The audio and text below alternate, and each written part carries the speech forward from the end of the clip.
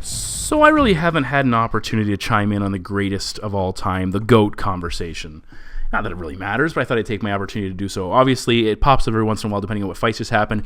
With Daniel Cormier becoming a two-divisional champion, the light heavyweight title and the heavyweight title, he immediately enters that conversation. A lot of people feel he is the greatest of all time. I'm not necessarily one of those people. I'm not in that camp. But I just wrote down a list of fighters I think could qualify, or at least should get a nod. Before we get into my others, one thing I think Stipe Miocic was a great heavyweight champion, did a lot of jobs, and the thing is, he has an issue. The big issue is the fact that he can't go down, he can't change divisions and win a second title. It's going to be very difficult for him to go down to light heavyweight, and he maybe can cut the weight, I don't know, but to go down and win a title, and people might look at that and say it's not as significant as a fighter coming up a division and winning a title. So he definitely needs a nod in this conversation simply because how good he was as the heavyweight champion. Is he the greatest of all time? No. But he definitely should be given a lot of respect for what he accomplished.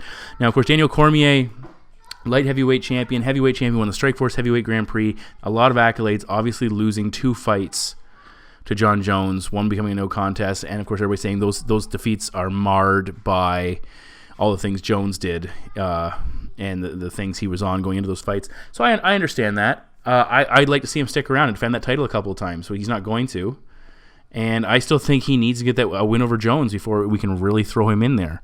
Demetrius Johnson, dominant flyweight champion. He's looked fantastic. I think he needs to take the opportunity to go up the bantamweight, and bantamweight is a shark's. I don't know what the hell you call it, shark's. It's full of sharks. Let's just go with that. The shark's nest doesn't make any sense.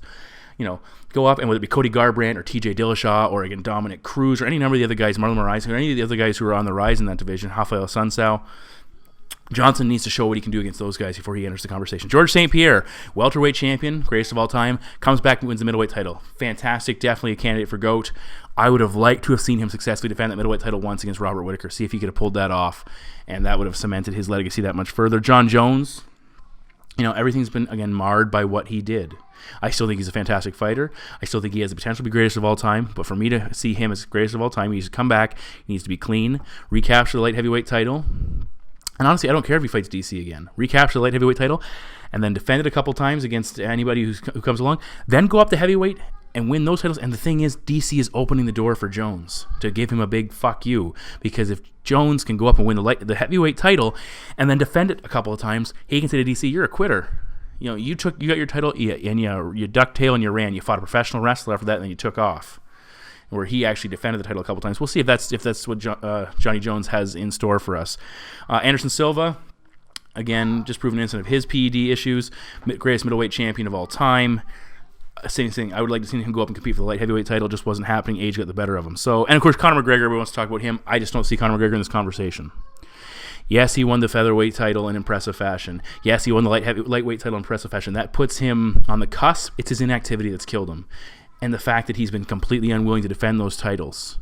I wouldn't have cared so much had he vacated the featherweight title and then started defending the light heavyweight title. I don't care about the Mayweather fight. It was fun. It was what it was. I want to see you cement your legacy in mixed martial arts. So again, if I like George, I'm impartial to George. I'd like to see DC. DC certainly could cement it by sticking around and fighting a couple of times, rematching Stipe and beating him, taking on someone else in the division and beating them. That would be very interesting. I think Demetrius Johnson has a great opportunity to capture it all, though, by going up, winning that bantamweight title, and defeating a couple of those guys there and showing us what he's fully capable of. We'll have to wait and see. Welcome back to Kamikaze Overdrive MMA Predictions. As always, I am your host, Scott Johnson, and on this episode of the show, we are breaking down the upcoming UFC on Fox 30 event, which will take place on July 28th from the Scotiabank Saddledome in Calgary, Alberta, Canada. Oh, Canada, welcome to my home and native land. And I will be giving you my predictions for the 4 main card fights. All of my preliminary picks will be available at kamikazeoverdrive.net.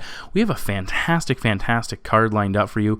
A lot of good Canadian talent on the undercard, one on the main card. A great main event title fight or a matchup that could lead the winner to a title fight, and just some really good matchups. Now I'm coming off a show where I went 8-5, and I won a little bit of cash. It didn't cover the losses, unfortunately, but it came down to one fight, and that seems to be a trend right now. We ended up winning in the big bankroll. We ended up returning 37.2 units. Had Glover Teixeira won his fight, we would have lopped on another 26.6 units to that. So that was the difficult that he wasn't able to get the job done in that fight. For the big risk, big reward, had he won, it would have been 45.63 units added on. Plus, it's also worth noting that the Nick Hines split decision cost us 95. We had a three-leg parlay. We won the first two. I had him by decision. I honestly didn't think he did enough to win that fight, but the home cooking nearly got him the victory. Again, that fucking fight pisses me off. He's fighting a guy with terrible takedown defense. You have a judo base. Shoot a takedown in each round. At the very least, shoot one early, and that backs him off because he's afraid of being taken down and losing the round. Or if you don't land it, readdress that in the final minute and a half. Take him down, control him, win close rounds. Poor coaching, poor decision. He deserved to lose that fight, unfortunately. But as per usual, the bet packs will be available for $15 for a complete complete card breakdown. Also, if you want to save a few dollars, you can subscribe for the next couple of shows. Basically, I think there'll be 3 left in the July-August bet pack. So again, you'll save $10 or something like that over 3 cards, which is probably a solid deal. And I've done a lot of rambling. Let's get rolling with my first main card prediction. We open our main card in the UFC's lightweight division as the 13th ranked Alexander the Great Hernandez, 9-1-0, takes on the Canadian gangster, aptly renamed Olivier Aubin-Mercier, 12 wins and 2 losses. I did not know his nickname was the Canadian gangster right now, so we'll see if that sticks. Okay, now OAM has won 4 consecutive bouts, including 3 stoppage victories, a 53-second TKO over veteran Evan Dunham in his last bout. It was a short notice, but he stepped up and took. And the guy is 7-2 in the UFC and gaining a lot of momentum in a very deep division. Now, for Hernandez, he comes in off with a 42-second knockout of Beneil Dariush, and he goes from a short notice, relatively unknown fighter to a top 15 ranked lightweight in the UFC's, one of the deepest divisions. I don't like it so much when I see guys, first fight, take out somebody ranked and they get in. There's all kinds of other fighters who are probably deserving of that shot that Hernandez has got an opportunity to fight in. He did, he took that debut on short notice. He has won 7 in a row. We'll see if he can keep that momentum going. Physically, both men 5'9", 2-inch reach advantage for Hernandez, and he is the younger man by 3 years. So what do we know about, Alexander the Great Hernandez? It's a great question. He took his debut on short notice. He faked a glove touch and fired a front kick right away, which kind of, got people going, ooh, that's kind of dirty, and it is. Overall, he's very aggressive. He pushed forward behind punches. He's very quick, lots of movement. He talks about idolizing and wanting to almost mimic TJ Dillashaw with his movement and the way he strikes. And then he's self-described as a guy who moves like a 135-pounder but hits like a 170-er. So, hey, that's a good skill set to have if that is true. We'll see if that holds up. He used a left hand to put Dariush down. He landed just 9 significant strikes over the entire fight. Over his career, though, he has 4 wins by knockout, 2 submission wins, and a 3-1 record on the scorecards. He's a decent wrestler. We didn't see it in the UFC. Builds his attack around takedowns when he does, on the regional scene at least. He'll shoot from the outside, but he can also land some body lock takedowns from the clinch position. He has more recently been working to round out his offensive attack with improved grappling game. He's picked up a couple of recent submission victories. Again, Dariush is not a guy you're going to try and submit on the mat and attempt things. That's probably going to get you in trouble. So it wasn't surprising to see him use his striking in that fight. Again, a quick win is awesome. You look fantastic. You explode onto the scene. You grab a lot of headlines. But does it really prepare you for your next UFC fight? He seems very confident. He's a very confident young man, which is fantastic. But again, is he ready for another UFC bout off a 42-second win? I think this is going to be like a debut situation all over again, especially if things don't go as well as swimmingly in the opening moments. Now, for Olivier Aubin-Mercier, he's known for a dominant grappling game. 8 wins by submission, including 4 in the UFC. He has 21 takedowns over 9 fights, and that includes 2 fights in which he landed none. The Evan Dunham stoppage and the Dober stoppage submission win, where he was trying to use more striking before eventually getting the submission victory. He has 7 submission victories by rear naked choke. He's very good at getting his opponents back. He's very patient. He won't rush things. He waits for them to make a mistake, or at least waits to wear them down before he really moves into that finishing position. He's a black belt in judo and a brown belt in jiu-jitsu, so a very good, sound grappling base. And of course, he trains at a TriStar. And a lot of people are saying he's the next, some people are suggesting he's the next guy to come along and take that mantle for Canada, like George St. Pierre did now that Rory McDonald's gone.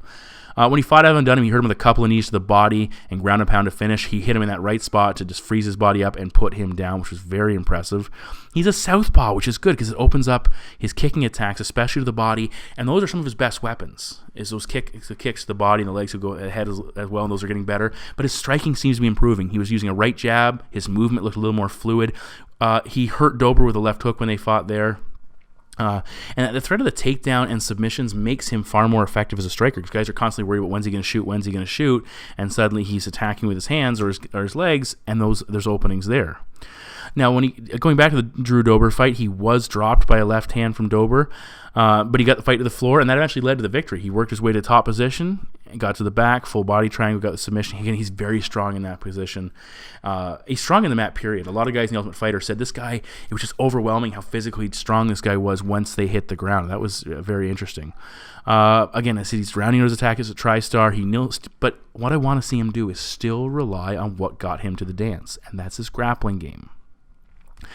Don't be one of these fighters who grapples, dominates guys in the mat, suddenly falls in love with striking, forgets they're an elite level ground fighter. And yes, you get away with it for a bit, but suddenly you start losing fights because you're not doing what makes you effective. I want to see that nice blend. And again, that's what George did. I think OAM will do the same thing. I don't like the way Hernandez rushes forward at times. His aggression, I think, is going to open up to counters here, both takedowns and strikes.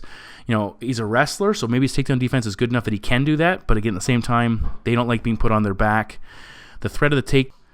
I think ultimately the threat of the takedown is going to slow Hernandez down. I think we're going to see OAM eventually get in that clinch position, get the fight to the ground, go to work.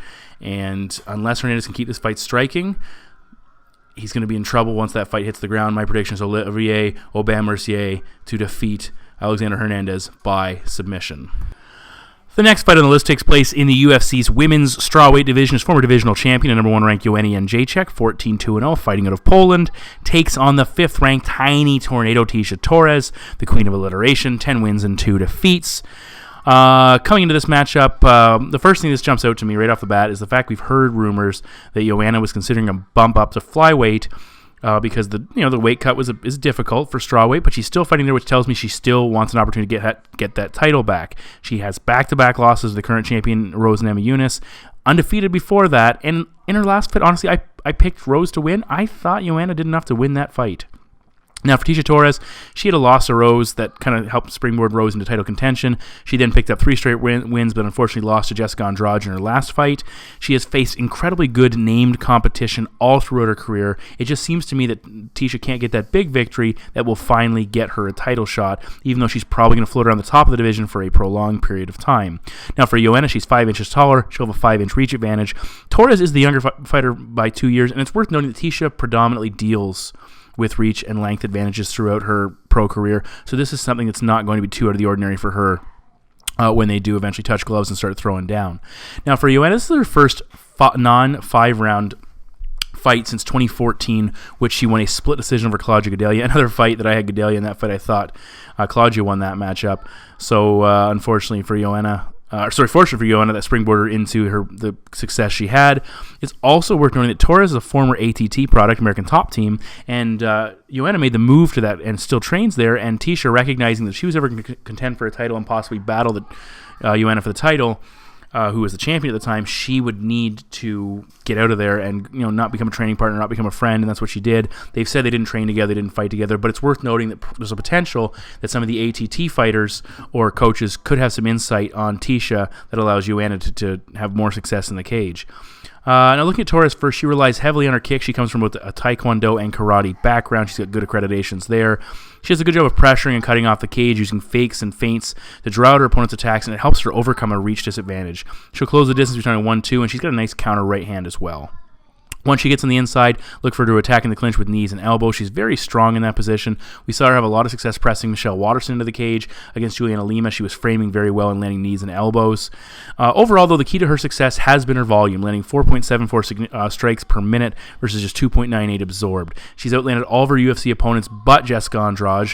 And the one, even Rose, she landed her 61-46. So Torres has been consistently a higher volume striker than the fighters she's faced. She's never hit 100 significant strikes. She's been close twice. She generally keeps her opponents between 45 and 60 strikes. Andrade, though, hit 92, and that's that next level striker, next level fighter that Tecia had to deal with, and Jessica Andrade is just an animal.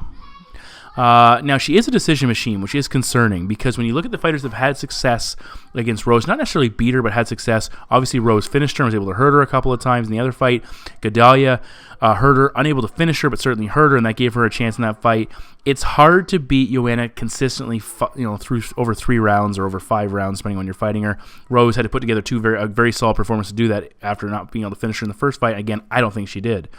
Joanna is a Muay Thai-based fighter, landing 6.63 strikes per minute. That's impressive. She landed 145 against Rose in her last fight, outlanding her. She's put up some big numbers throughout her career. Now, those are over 5-round fights, but still, she's capable of some high octane offense, if you will. She throws a good left jab. Nice body kicks. She'll work in some elbows while she moves forward. She'll throw a front kick to the body and to the face. She's very effective with all of her weapons. She has a variety, a menagerie, if you will, of weapons that she can attack you with. She also holds the record for most leg kicks in UFC history, landing 75 in her win over Jessica Andrade. And she was very effective in that fight. Andrade, again, she's an animal if she can get a hold of you. And Joanna basically kept her from closing the distance with consistency and kept her on the outside, and that's why she was able to win that matchup. Joanna's a lethal striker when she gets her opponent backed up to the cage, and she's made a career of beating grapplers and really busting them up and destroying them. Maybe that's where Rose has found success, was that she basically stood and traded with Joanna, and we know Joanna's chin is not perfect. Obviously, Rose knocked her out. I said Gedalia hurt her before as well. That's worth noting. Torres doesn't offer that type of power threat or takedown threat to really trouble Joanna. She can throw some pop, but she's not a heavy power puncher. And again, she can land takedowns, but again, she's not an elite level grappler, BJJ practitioner, or wrestler. Her volume, Torres' volume is good, but I don't think it's going to be good enough here. And if she can't add something else to it, like a knockdown, like a takedown, it's going to really cement rounds. I don't know if she can match what Jedrzejczyk's going to do. Look for Joanna to use her step-in jab and her kicking game to keep Torres out of range, very similar to what she did against Jessica Andrade. I felt Andrade is just a slightly more vicious version of Tecia Torres. Maybe doesn't offer the kicking attack, but she's one of these fighters that needs to close the distance and fight on the inside to be successful. I don't think Torres will be able to do that, and unless she finds a lot of success with her kicks from the outside, she's going to struggle. My prediction is Joanna Jedrzejczyk to defeat Tecia Torres by decision. In the co-main event of the evening, we're in the UFC's featherweight division. His former champion and number 2 ranked Jose Aldo, 26-4-0, takes on the 4th ranked Jeremy Little Heathen Stevens, 28-14-0. Now, Aldo comes into this matchup having lost back-to-back fights to the now champion Max Holloway, both by TKO. He also is not that far removed from a KO loss to Conor McGregor, all coming in the last 4 losses. His only victory in that range was a decision victory over Frankie Edgar. Stevens has won 3 consecutive bouts coming to this, beating Gilbert Melendez, who was cutting down a division, and then scoring a TKO victory over Duho Choi and a KO victory over Josh Emmett. He has recent losses to Renato Moicano and Frankie Edgar, Max Holloway, and he did beat Renan Barão not that long ago, a teammate or former teammate of Jose Aldo. I can't remember. Stevens 1 inch taller, have a 1 inch reach advantage. He's a former lightweight. They're actually the same age. Aldo 30 career fights. Jeremy Stevens 42, lots of experience. It's interesting. Same age. Stevens has 12 more career fights. But if you ask the two, you would say Aldo's got more wear and tear on him. Maybe it's because he's been fighting better competition. I don't know. Now Aldo is on the first multi-fight, the losing streak of his career. Is he done at the elite level? That's a great question. He's not getting by Max Holloway. Can he still beat Frankie Edgar? Probably. What about a guy like Brian Ortega? The other question is Jeremy Stevens elite? That's a great question, needs to be asked here, and we'll probably find out in this fight. Stevens has some solid wins in his career, but not without some struggles. He's not that long ago. He was in over a 7-fight span. He went 2-5. This is his first ever, and so that's worth noting. For Jose Aldo, this is the first time he's ever fought a 3-round fight in his UFC career. It's actually the first time he's fought a 3-round fight since his 2009 battle with Cub Swanson, title eliminator, which he landed a flying knee and knocked him out very early in the matchup. So that's actually could be to Aldo's advantage, as he tends to be a fighter that fades a little bit. And that's the big thing. Aldo's issue has been with his cardio. Holloway pushed him, made him fight at a pace he wasn't capable of sustaining, and then he faded and he got stopped. And that was a big thing. Aldo was doing well, it's just Holloway kept at him, and then all of a sudden Aldo started to slack off, and that's when Holloway started to go after him. Stevens, can he do the same thing in this matchup? He's not a high-volume striker, landing just over 3 significant strikes per minute. He struggled to land against Moicano and against Frankie Edgar, who are more consistent fighters, had the same issues against Max Holloway, more diversified fighters, maybe a little bit quicker, not as much worried about the haymaker power punches, instead of opting for a more volume-related technical game. That's something we have to worry about here. But Jeremy Stevens does carry his power deep into fights very effectively. We saw him stop Bermudez in the third round. His last 2 fights have been second-round stoppages. He's the type of guy that if you start to slow down or he starts to figure you out, he is going to land something significant. Your chin better be ready, and it better be iron, reinforced. If Aldo slows down, Stephens is capable of finishing him, especially in that third round. That's a big concern here. Now, for Jeremy Stephens, his biggest issues has been his lack of diversity against, again, more diverse strikers like Mike Hanno, like Edgar, like Holloway. Even when you go back to the Cub Swanson fight, he struggled. Guys that didn't just come out to brawl. He has found success against fighters that want to brawl and are hittable. Guys like Gilbert Melendez, Doo Ho Choi, and Josh Emmett. Guys who stand in there and want to go power for power and see how it turns out. A lot of times that's going to favor Jeremy Stephens. But when you're diverse, when you don't necessarily commit to all the same strikes, when you're working and using movement, that's when he starts to struggle. He has a tendency to headhunt at times. Look for that big shot. He did hurt Frankie. But because he couldn't finish him, he didn't win that fight. Aldo has lost 3 fights to 2 of the best featherweights we've seen. I would have liked to see that McGregor fight go longer to see how it would play out. But still, those 2 guys that have beat him over those 3 fights, there's nothing, it's not a knock on him. He's been he was a good champion. He was a good fighter for a long time. The concern for me is the impact of those fights. You go back to the Chad Mendes fight, who landed some good shots, was fairly technical, and did put some damage on him. Is that got to the point where Aldo can't take damage anymore, and Stephens is going to be able to wing him and eventually knock him out? I think in this fight, though, Aldo's going to use his jab. He might mix in some leg kicks, which he doesn't do as much as he used to. He's going to fight long against Stephens, keep him on the outside. We might see Jose go to some of his wrestling and try and put Jeremy down periodically. But I think this is a pretty good performance from Jose Aldo over 3 rounds. Again, he just put a good performance on against Frankie Edgar not that long ago. I know those TKO losses to Holloway could take a lot out of him, but I think Aldo rebounds here, and my prediction is Jose Aldo to defeat Jeremy Stephens by decision. In the main event of the evening, we're in the UFC's lightweight division. His former divisional champion and Bellator champion, the number 3 ranked fighter in the division, the Underground King, wow, that's quite the introduction, Eddie Alvarez, 29 wins, 5 losses, and 1 no contest, takes in the 4th ranked fighter in the division, the Diamond, Dustin Poirier, 23 wins, 5 losses, and 1 no contest as well. Now that 1 no contest on both men's stems from their first interaction back in May of 2017 at UFC 211. It was a fight that was ruled a no contest due to an illegal knee landed by Eddie Alvarez in the 2nd round that ended one of the more entertaining scraps we've seen in a long time. Now, Poirier, since that matchup, went out and beat both Anthony Pettis and Justin Gaethje, finished them both. He has 1 loss in his 9 fights since moving to lightweight, a KO defeat against Michael Johnson.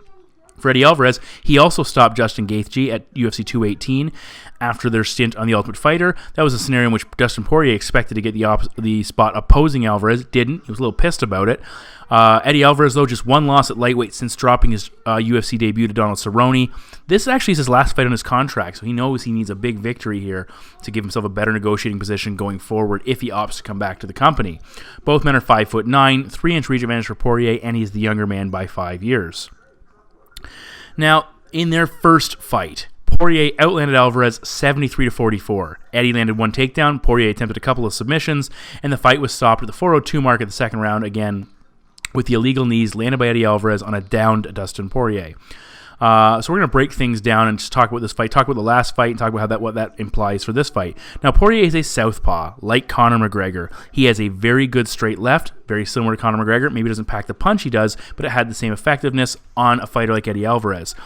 And we saw, the other thing we saw relating to Poirier being a southpaw was the fact in this fight with Eddie Alvarez, he was using excellent foot position to keep it on the outside, the lead foot on the outside, that kept his right jab as an effective and constant weapon. And I think that was a very crucial aspect of that matchup. Eddie, in that fight, was trying to draw out a lot of Poirier's offense with feints, both striking and threatening with takedowns. They weren't necessarily there, but at least he was trying to do so. For Poirier, he kept pumping that right jab. And the thing he kept doing with that jab is the 3 Ds, I like to call it. He, in that matchup, was looking to disrupt, disguise, and damage with that right jab. And we'll talk about all that in a bit. But again, it was a very effective weapon, and it was setting up and again disguising that straight left hand. And we also saw him use a lot of leg kicks and body kicks as well. And again, from that southpaw position, the body kick, the back leg body kick is a technique that's right there. Eddie got cracked with that straight left hand earlier in the fight. He shot. Again, it was the first sign that he kind of got buzzed and kind of got hurt. Eddie not nearly as active in the opening round. Poirier was blocking a lot of his offense. Eddie's left hand was dropping after he was throwing punches. He was not tucking his chin. Again, he was getting tagged. He's known for taking a lot of damage in matchups and having the ability to survive, obviously with the exception of the Conor McGregor matchup. Eddie looked a little bit stiff, not letting his hands go. Again, was that the effect of the Conor McGregor knockout? How did the Justin Gaethje fight since fix that as Eddie becomes a little more confident in his ability to take damage and go out there and slug it out. I don't know. We'll have to wait and see how this fight plays out. Eddie was most successful, especially in the first round, when they were at close range and he landed strikes on the break. For Dustin Poirier, that's not what worked for him. He won the opening round, outlanding Eddie 29-17. Eddie was throwing hard shots but missing on a lot of them. Just landed 17 of 55 striking attempts in round 1, so not very effective with his offense. He looked a little looser in round 2. He shot early for a double leg. Didn't land it. That was one of the keys he had to success. I had him both in upsetting both Anthony Pettis and Gilbert Melendez, and what Eddie did in those fights was he shot for takedowns early. The striking wasn't going his way early. He shot for takedowns, turned the fight in his favor, and won both of them. He didn't have that success here against Dustin Poirier. Dustin used good takedown defense, a wide base, utilized the cage. He landed strikes when they did tie up, and he used a front choke on a number of occasions to really threaten to make Eddie back off. Eddie was winning the position technically by pushing him into the cage and making him work, but it wasn't nearly as effective as it has been in the past. In the second round, though, what we saw from Dustin is he started throwing more straight lefts. He was still using that right jab, pumping it out there both to measure and disrupt and do some damage. But then the straight left was coming more often. He was mixing up kicks. He was a more diversified striker and starting to amp up the offense. Ultimately, he landed a huge hard straight left that sent Eddie stumbling backwards to send him down to the mat, and Poirier was swarming him all over him, looking to finish him along the cage. Eddie was still throwing, but he was badly hurt. Poirier taking his time, being technical, but then boom, Poirier gets hurt in the exchange, and Eddie goes off and turns that fight around in his favor. It kind of settled down a little bit. Both guys were hurt. Eddie still seemed to be more hurt, but he landed a takedown, looking to land control. That's when he lands the illegal knee. That's when the fight's called. And unfortunately, we get a rematch, which is actually kind of fortunate. I was hoping we get to see that fight all over again, and we do. Now you look at this and you go, Dustin Poirier was having a lot more success in that matchup, landing more strikes, controlling the action. He was on the outside and doing what he wanted to do. He nearly finished him, and that's when the chaos kicked in, and it actually allowed Eddie Alvarez to come from the brink of defeat back into the fight. Eddie Alvarez went from a fight where he was being out-technicaled. He was struggling with he's got good boxing, but he was struggling with what Poirier offered him, and then suddenly the fight went nuts, and Eddie was able to actually get back into it despite taking a lot of damage. Eddie, he has struggled at times with other strikers and been forced to go to his wrestling, use his takedowns and cage control to win those fights. Poirier was defending it, so Eddie was struggling to find an answer here. Both guys have a lot of long fight experience, know what to do over longer matchups. Again, the first fight was a 3-round fight. This is a 5-round battle. I think over 5 rounds, Eddie's just too hittable, and that damage piles up. Poirier's chin's not perfect, but I think Eddie's just a little bit too hittable for my money, and Dustin looks so good at lightweight. Poirier has to be ready for that shot, defend, and or get up, avoid getting drawn into a close-range brawl. That's also crucial. Do not allow Eddie to get the fight at short range and start swinging. I like Poirier's longer skill set, that right jab again to disrupt, to disguise, and to damage, and to disrupt Eddie's time by just pumping it out there, not even hitting him, just keep it out there to disguise and set up that big straight left, and also do damage. Just keep popping that right in Eddie's face and add to whatever else he's landing. The leg kicks and the body kicks, especially from the southpaw stance, are going to do a lot of damage against Eddie. Again, that long straight left, I think it's going to keep Eddie on the out of range. And most of his big weapons Eddie's not going to be able to land. I think Eddie's going to be worried about what Poirier was able to do to him last time. I think Dustin's going to remain consistent. He's going to keep landing. It might take him a little bit longer, but eventually he's going to find a home for that power strike and eventually pump that straight left home. And my prediction is Dustin Poirier to defeat Eddie Alvarez by TKO. So those are my 4 main card predictions for UFC on Fox, emanating from Alberta, Canada. Very excited about that. So my preliminary predictions, as per usual, available at kamikazeoverdrive.net. Also, all of my bet pack breakdowns will be available there as well. Remember, this is an earlier show. It's a Fox show, so the main card starts at 8 p.m. Eastern Standard Time. And again, in 4 fights, it should be a fantastic card. There's a lot of good Canadian talent on here, and they've put them in very not winnable, but very competitive matchups. I'm very much looking forward to that aspect of it. I'm looking forward to seeing Jordan Meehan take on Morono in that prelim main event. I like what Jordan Meehan offers. I'm very happy he came out of retirement not that long ago and got a nice UFC victory. But again, good fight card. I don't know if I'll be tweeting much about this one. I plan to be out and about watching it somewhere else. And I'm expecting to have a very, very good night that night. I really look forward to who I'm going to be hanging out with. It's going to be a fun card. Long overdue. On that note, let's get the heck out of here, folks. I'll talk to you soon. Take care. Hi.